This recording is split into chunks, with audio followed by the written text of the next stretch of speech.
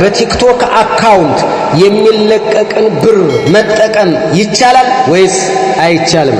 ኢትዮጵያ ሙስሊም እኔ ስልጣን ካልያዝኩ ብሎ የሚፎካከር ዘንድሮ ነው የሰማነው። አንዳንድ ጊዜ እንደውም እኮ ሊመረጡ የማይገባቸው ሻወር ከወሰድን በኋላ ምንም ልብስ ሳይለብሱ እዛው ውዱ ማድረግ ወይ ቁምጣ አድርገን ውዱ ብናደርግ ችግር አለ ወይ ነው። እንደሰለምኩኝ ሰሞን የዛሬ 4 አመት ጎንደር ላይ ቁርአንያ የሚባሉት ገጥሞኝ ነበር። ብዙም ስለ ዲኑ ቀስ ስለነበረኝም ቁጭ ይያል አወራዋቸው። ስለነሱ ትንሽ ትነግረኛለህ? አሰላሙ አለይኩም ወራህመቱላሂ ወበረካቱ ውድ ቤተሰቦቼ እንደምን አላችሁልኝ? ሁሌም እንደምለው በእያላችሁበት ሰላማችሁ በዚህ ይበልኝ። በዛሬው ፕሮግራሜ ይዤላችሁ የቀረብኩት መግቢያ ላይ እንደሰማችሁት ቲክቶክ የሚከፍለውን ብር መጠቀም አይቻልም ሐራም ነው ተብሎ ፈትዋ ተሰጥቷል። እጅግ በጣም ተወዛግብ ያለው ግራ ገብቶኛል። እናንተ ምን እንደምትሉ ኮሜንት ላይ ያሳውቁኝ። የዩቲዩብስ የሚለውም ነገር ሌላ ሐሳብ ነው። ሌሎች ለእናንተ ይጠቅማሉ ያልኳቸውን አንዳንድ ቪዲዮዎች ይቀርብ ያለው ቤታችን እንደቀዘቀዘ ነው። ላይክ እና ሼር አድርጉ። በቀጥታ ወደ ፕሮግራም። በቲክቶክ አካውንት የሚለቀቅን ብር መጠቀም ይቻላል ወይስ አይቻልም? አይቻልም። የቲክቶክ ገንዘብ ተቀብለህ አንተ ቤት የምትሰራ ከሆነ ቤተሰብ የምታስተዳድር ከሆነ ጠላ ነጋዴ ማለት ነው። አንተ በቃ አረቂ ነጋዴ ማለት ነው። ምንም ላ ፈርቅ በይነከ ወበይነ መየቢዑ ነቢይ። አረቂ ሻጭና ባረቂ የሚነግድና በቲክቶክ ገንዘብ የሚያደርግ ምን ልዩነት አላቸው? ይሄም የቁማር ነው፣ የሐራም አይነት የሰው ክብር የሌለበት ምንድን የሌለበት በሐራም የተሰበሰበ ገንዘብ ነጋዴ እኮ ነው ድርጅቱ። ከዚህ ሁሉ ሰብስቦ ነው እንግዲህ ያለን ሙሐረማት ያለ በዛ ሁሉ ተገብይቶ ነው እንግዲህ ሴት ክብር ያጣበት ወንድ ክብር ያጣበት የሰው ትዳር አደባባይ የወጣበት ምን አስቀያሚ ኮተት ያለበት ከዚህ ገንዘብ ተቀብለ ላ ኢላሃ ኢላላህ ምን ነው ሸሁ እንደው ተቁላህ አላህን ፍሩ። አረ በዚህ መክበር የሚቀር አረ በዚህ እንደ የመጣ እንደው ምንም እንደው ቸኮሌት እንዳገዛ እንደው እንዳትቀበል ሄደ ባንክ ቤቱ ራሱ ናው ሰድቢል ወዛችን ነው ድርሽ እንዳትል መጀመሪያ አትግባ ነው ማለት። ከገባ የሆነ እጅቲሃድ አድርገህ ምናልባትም ዑለማዎች ተናግረውልህ ሄደን እዛ ብናስተምር በጣም የተሻለ ነው። ከባድ ስለሆነ ኡማውን እያጠመሙ ነው። ሄደን እዛ መነጋገር ዳዕዋ ማድረስ አለብን ብለህ እንደው ከገባ ገንዘብ እንዳትቀበል አላህን ፍራ። እንደዚህ አይነት የተዘረከረከ አካሄድ አትሄዱ። ለአላህ ብላችሁ ላ ኢላሃ ኢላላህ አይቻልም። ምን ችግር አለው? እንደዚህ እኮ ነው አንተ ከፍለህ ነው እንደዚህ አድርገህ እንደዚህ ፍልስፍና ቶ ይሄ ቶ ያለው ሙሐረማት እያየን አይደል?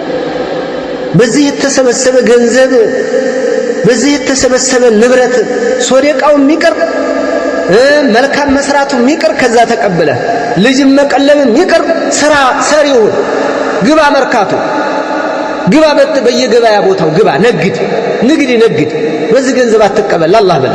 ይሄ የሰነፎች የውሸታሞች የቀጣፊዎች መናኸሪያ የዱርዬ መናኸሪያ የክብረቢስ መናኸሪያ ክብር የሌለው አካል ሁሉ የሚገባበት የብዶች ጉሮንቶ እዛ ውስጥ ገብተ ከዛ እንደገና ከድርጅቱ ገንዘብ እየተቀበል ይጠማሃል። ሱስ ነው ፍዳህን ታያለ ወንድምዬ ወላ ፍዳህን ነው የምታየው።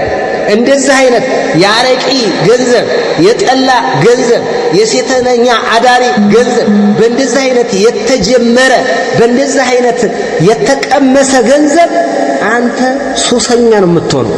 በቃ ሰነፍነ ቤት ፍልስፍና ነው የምትፈላሰፈው። ምን አድርጌ አስቄ ገንዘብ ላገኝ ለኔ ሸር የሚያደርጉ ለኔ ላይክ የሚያደርጉ ለኔ ምን የሚያደርጉኝ ሰዎች እንዴት አድርጌ ልሳብለ ውሸት አዘጋጅተህ ክብርህን ጥሰህ የእናቱን አይብ ሳይቀር አውጥቶ ገንዘብ የሚሰበስብ አለ ዋሽቶ ቀጥፎ። ይሄ እኮ ይሄ የጠጣ የአረቂ ነጋዴ አዑዙ ቢላህ ወነዑዙ ቢላህ አላህ ይጠብቀን። በጣም ከባድ ነው ይሄ። ሐራሙ የበዛ ነው እንምላችሁ። ሐራሙ የበዛ። ስለዚህ ይሄንን ተቆጠቡ። ገንዘብ እንዳትቀበል አደራ እንዳትቀበል። አዎ ሂደህ አንዱን ኡስታዝ እንዴት ነው ብለህ የሆነ ሹብሃ እንዲነግርህ የሆነች ነገር መቼም ይበቃል የሚላችሁ አብዛኛው ሰው ይበቃል የሚለው ወዳታይ ችናት ኡስታዝ ከቲክቶክ ጋር የገባል ከዘመን ጋር ከቴክኖሎጂ ጋር የምትሄድ አቦ ገቢለት የሚለው እንደዛ አይነት ሰው ጋር አላህ አንፈራ ወላሂ ፍሩ። እተቁላህ አይሆንም እየሰማኸኝ ከሆነ ምናልባት ቲክቶክ ላይ ያለ እንደው በዚህ የከበርከው በሽታ ነው፣ ደም ነው አይቻልም። አላህን ፍሩ። የቁማር ድርጅቱ የሙሐረማት መከማቻ ነው። እራቁ አደራ። እንግዲህ እንደሰማችሁት ነው ሙስጠፋ ነው ይሄንን ፈተዋ የሰጠው። ወለዶ ሲ ውስጥ ነው የሚገኘው። ቲክቶክ የሚከፍለውን ብር መጠቀም ሐራም ነው ብሎ ድምድም አድርጎ የተናገረው። ሌሎቹስ ዑለማዎች ምን አሉ የሚለውን በደንብ ማየት ይጠበቃል። ይሄ እጅግ በጣም አሳሳቢ ነገር ነው። ችላ ልንለው የማይገባ ነገር ነው። ትኩረት ይፈልጋል።